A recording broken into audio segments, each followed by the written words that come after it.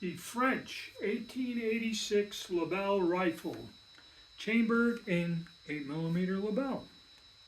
All right, this gun is one of, like many of the others I've been reviewing, with an internal under the barrel uh, magazine of 8 rounds, and it's bolt action, and it has the magazine cutoff here. Okay, this gun also was the first military rifle issued with a small bore smokeless powder cartridge to 8mm Lebel.